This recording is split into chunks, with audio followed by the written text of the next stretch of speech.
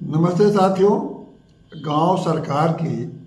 165वीं कड़ी में मैं आज आपसे बातचीत कर रहा हूं और ये सिलसिला जो चल रहा है गांव पंडित का, उसका ये 19वीं कड़ी है, क्योंकि अनुसूची 11 में जो 29 विभाग दिए गए हैं उसमें ये विषय जो है वो 19 नंबर पे है और विषय है प्रौढ़ शिक्षा और अनौपचारिक शिक्षा। तो प्रौढ़ शिक्षा और अनौपचारिक शिक्षा का मतलब जो हम सभी लोग समझते हैं कि जो औपचारिक शिक्षा क्या है, जैसे स्कूल कॉलेज में जाते हैं उसको औपचारिक शिक्षा मानते हैं, और इसके अलावा अगर किसी ढंग से शिक्षा मिलती है तो उसको माना जाता है कि ये अनौपचारिक शिक्षा है। अब इस संदर्भ में आप प्रौढ़ शिक्षा में जैसे बहुत बचपन में मैंने भी देखा है कि तमाम जो लोग, बहुत सारे गांव में लोग रहते थे, तो उन लोगों को या शहरों में भी रहते थे, वो उस समय तो स्कूल होते थे नहीं, गुलामी के जब देश गुलाम था, अब देश आज़ाद हुआ तो धीरे धीरे शिक्षा का विस्तार हुआ। अब तो काफ़ी औपचारिक मतलब स्कूली शिक्षा, मतलब स्कूल के माध्यम से अब बहुत सारे लोग शिक्षित हो गए हैं। लेकिन जो उस समय बहुत से लोग ज़्यादा उम्र के हो गए, 15 साल के ऊपर बूढ़े भी हो गए, और कुछ लोग जानते नहीं, यहाँ तक लिखना पढ़ना दस्तखत करना भी नहीं जानते थे। तो खैर ये समय बीत गया। अब आज के परिप्रेक्ष्य में अगर आप देखें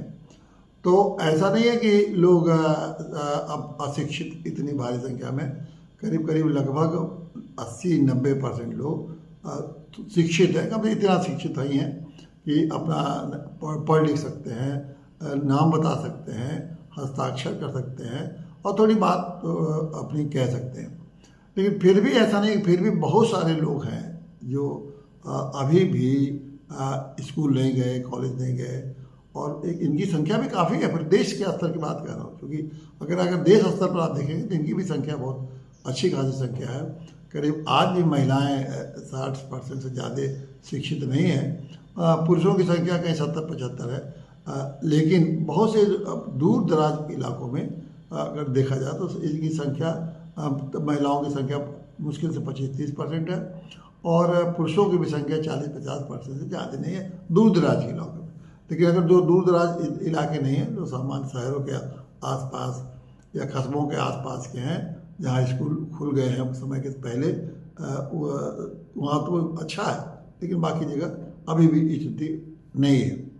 तो अब आप ये तो आशा कर नहीं सकते कि जो 15-20 साल, 25 साल, 30 साल के आदमी को प्राइमरी स्कूल में भर्ती कराएं और उसको पढ़ाएं। मुझे तो महिलाएं जो 30 साल 35 साल के हैं उनको आप स्कूल में पढ़ाएं, स्कूल में दर्जा 1 में पढ़ाएं, 2 में पढ़ाएं, तो ये सब तो संभव है नहीं।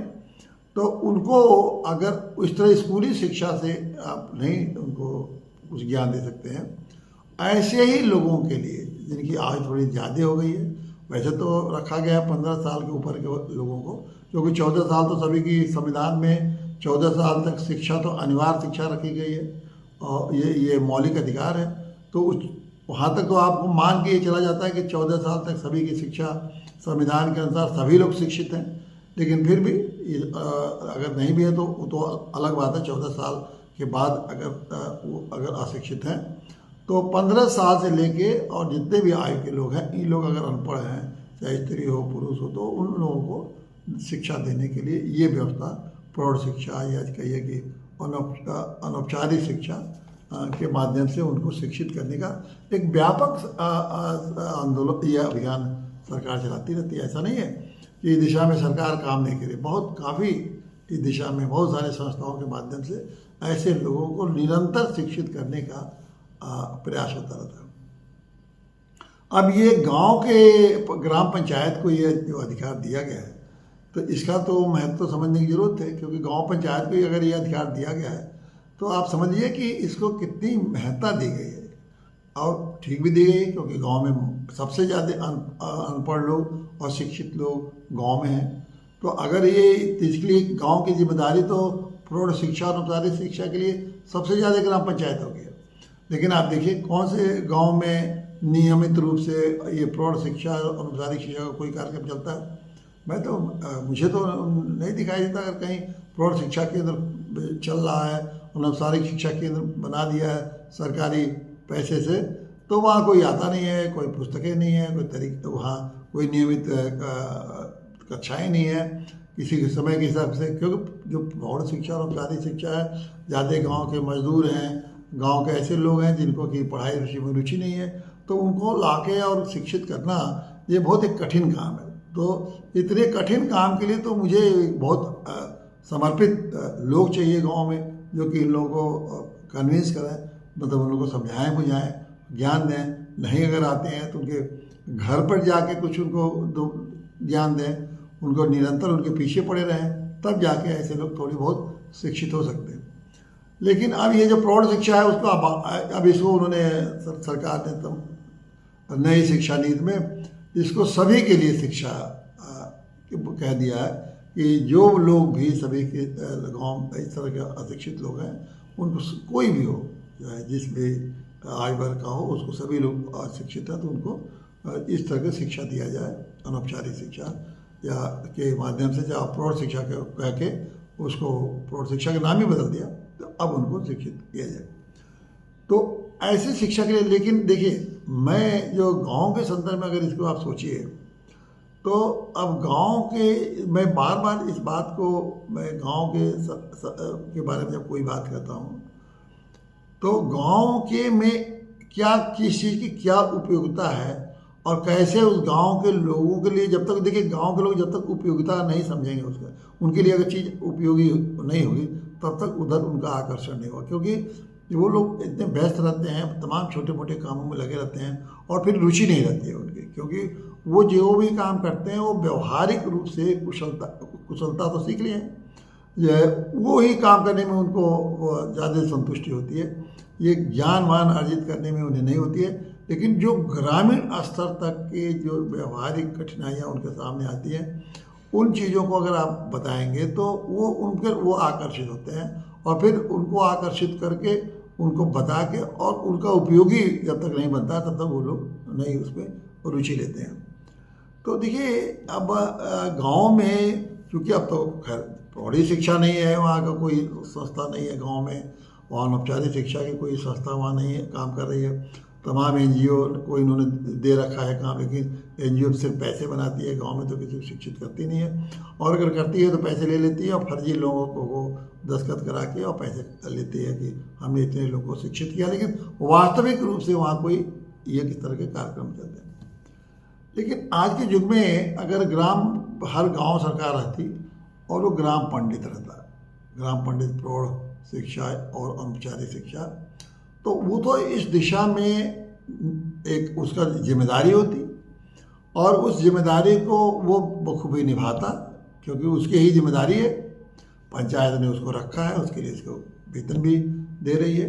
और वेतन का मतलब जो भी ग्राम पंचायत सरकार उनको वेतन देगी, लेकिन मुफ्त में नहीं रखेगी, उसको वेतन रखेगी, और वो वेतन रख के इस तरह की शिक्षा वो दे सकता है, और खुद देगा, लोगों को तैयार करेगा। अब ये जो ग्राम पंडित या प्रौढ़ शिक्षा या औपचारिक शिक्षा अगर गाँव में रहता, तो देखिए पहले के ज़माने में क ख ग घ और थोड़ी बहुत किताब ये चीज़ें थी, लेकिन अब ज्ञान का इतना विस्तार हो गया है, इतना ज़्यादा विस्तार हो गया है कि हर क्षेत्र में गांव का लोगों को शिक्षित होने की ज़रूरत है। अब मैं जैसे कुछ खास क्षेत्र है, जैसे अब गांव के लोगों को भी देखिए व्यावसायिक शिक्षा चाहिए। व्यावसायिक शिक्षा मतलब वो चीज़ जो गांव में कर रहे हैं, वो व्यवसाय नहीं जो कि वो शहरों में हो रहा है, उनसे क्या मतलब है। जो चीज़ें वो मतलब व्यावसायिक शिक्षा उनको गांव में, मतलब गुड़ बेच रहे हैं, तो गुड़ बेचने का व्यवसाय है ना, गुड़ एक व्यवसाय है, तो गुड़ का एक व्यवसाय बेचने का जो व्यवसाय करने का जो शिक्षा है कि कैसे हम अपने गुड़ को कहाँ बेचें। बाकी तो गुड़ बनाने का तो वो अगर चलिए वो तो अलग विषय है, गुड़ बना या नहीं भी बनाया लेकिन गुड़ का व्यवसाय करना है, तो गुड़ का व्यवसाय में गुड़ वो कहाँ बेचें, कहाँ फ़ायदा हो। अब इस गुड़ को बेचने के लिए उनकी क्या ज़रूरत होगी, वहाँ तो अब वहाँ बैठे बैठे गांव में तो सारी चीज़ें मालूम नहीं हो जाएंगी कि कहाँ अच्छा दाम मिल रहा है, कैसे दाम मिल रहा है। उसके लिए उनको चाहिए आजकल का जो चीज़ें क्या चल गई हैं, डिजिटल शिक्षा, कि अब हर चीज़ के ऐप बन गए हैं, गुड़ के भी व्यवसाय के भी ऐप होंगे, जरूर होंगे, करीब करीब हर व्यवसाय के ऐप बन गए। कहाँ कहाँ लोग इसको अपनी ज़रूरतें किसको किसको कहाँ है। अब जब से ये ऑनलाइन खाने की बुकिंग, गांव में हर चीज़ की सप्लाई की बुकिंग जब से शुरू हो गई है, तमाम डिजिटल प्लेटफॉर्म है जो कि लोगों को गांव गांव घर घर तक पहुंचाते हैं सामान को। तो तब से तो गांव के हर लोग जो भी छोटा मोटा व्यवसाय, मान लीजिए तेल बेच रहा है, अनाज बेच रहा है, गुड़ बेच रहा है, मसाला बेच रहा है, वो जो भी चीज़ हो, ये जो व्यावसायिक ज्ञान है कौन देगा उनको, कौन बताएगा? इसके लिए उन्हें ये डिजिटल ज्ञान होना चाहिए। अब वो डिजिटल ज्ञान का मतलब है कि उनको मालूम होना चाहिए कि कौन सा ऐप क्या होता है, उन्हें ये मालूम होना चाहिए कि मोबाइल में कैसे इस्तेमाल कर सकते हैं, इंटरनेट पर उसका कैसे इस्तेमाल कर सकते हैं, और इंटरनेट के माध्यम से वो कैसे जान सकते हैं,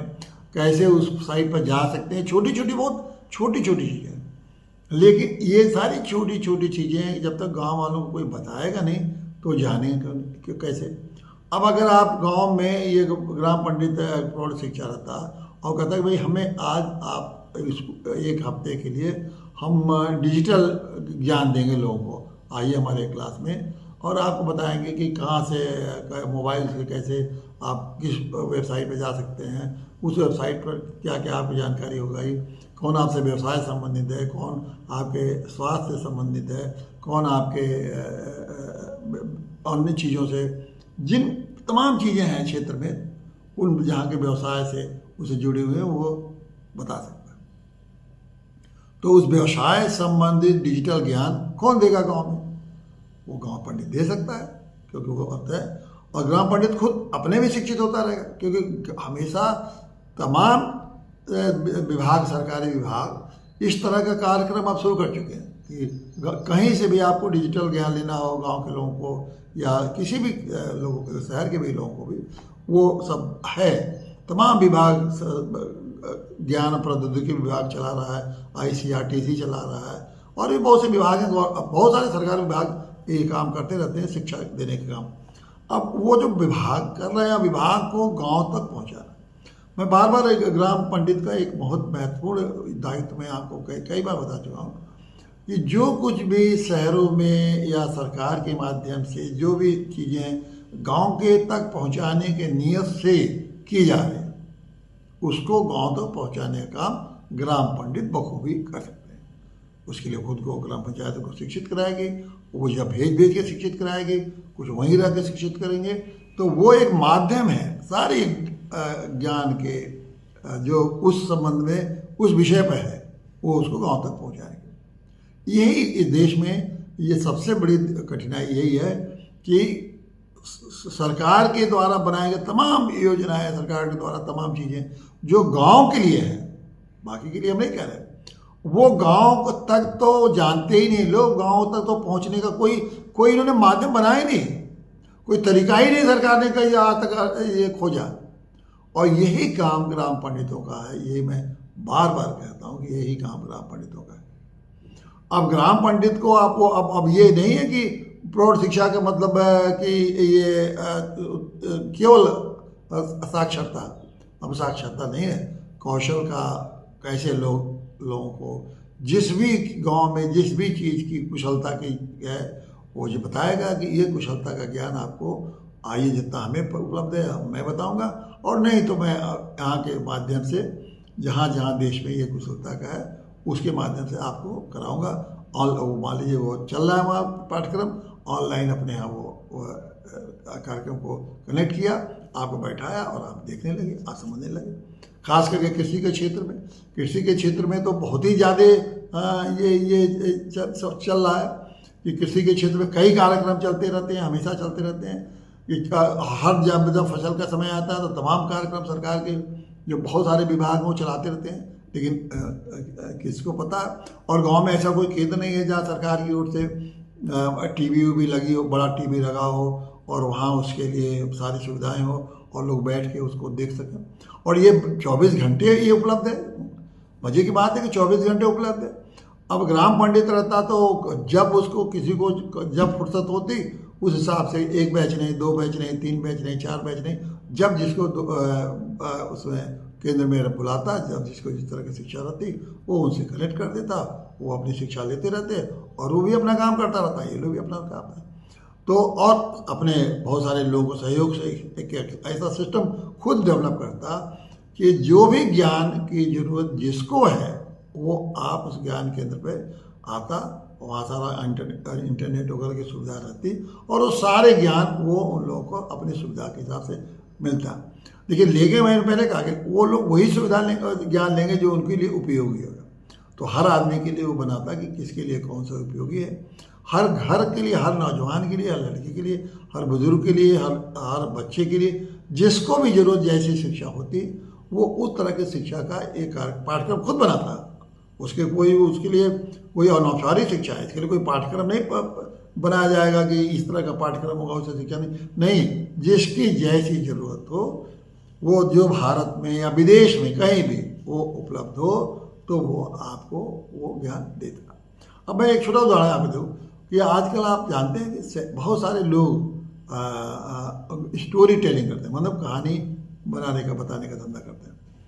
बहुत सारे महिलाएं, बहुत सारे पुरुष, बहुत सारे लड़कियां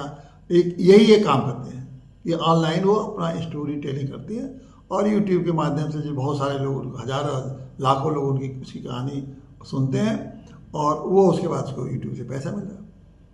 अब गांव में तो यही, अब हमारी काकी नानी की कहानी का सिलसिला कितना पुराना है। बहुत सारे आदमी लोग हैं जिनको काकी नानी का बहुत सारी कहानियाँ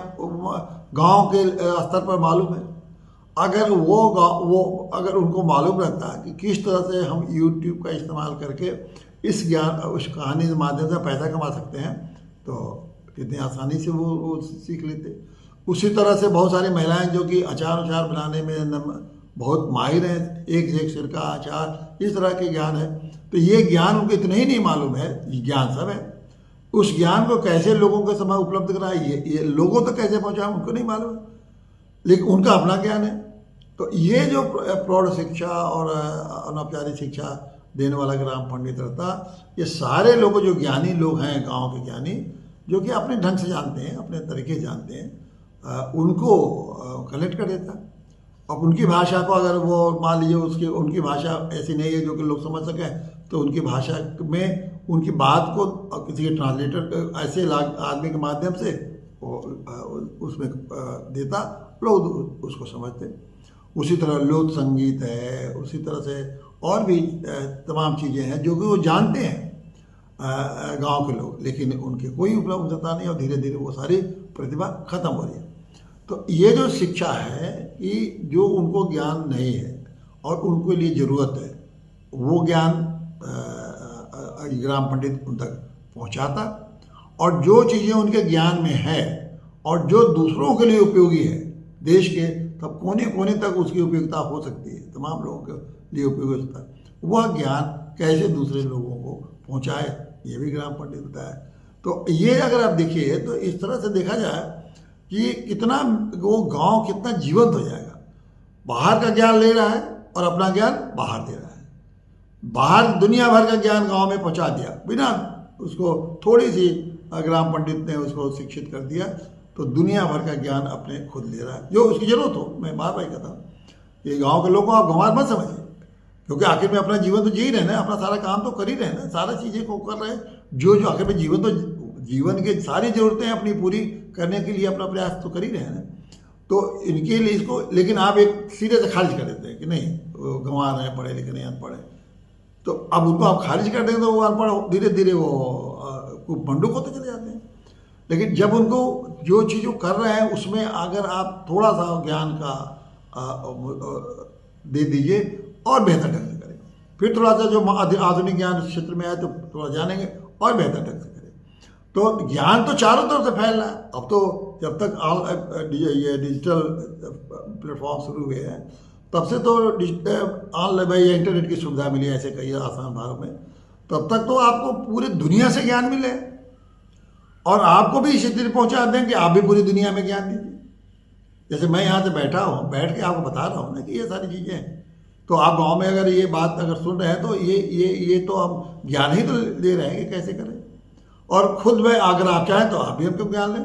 इसी में हमारे इसी प्रोग्राम के दौरान भी मुझसे सवाल पूछ सकते हैं, मुझसे बहुत सारे बातें बता सकते हैं, अपना ज्ञान बता सकते हैं। ये सारा काम आपका ग्राम पंडित बड़ी आसानी से आपको बैठ के जो जो बच्चे ले रहे हैं स्कूल कॉलेज में उनको छोड़िए, लेकिन जो नहीं लिए किसी भी उम्र आयु के हो और जब भी उनको ज़रूरत हो तो गांव के इस प्रौढ़ शिक्षा मतलब सबके लिए शिक्षा और अनौपचारिक शिक्षा जिसमें कोई क्लास व्लास का टाइम वाइम ये नहीं है, स्कूल का मास्टर है, जब उनको अपनी सुविधा के हिसाब से अवसर मिले ये ज्ञान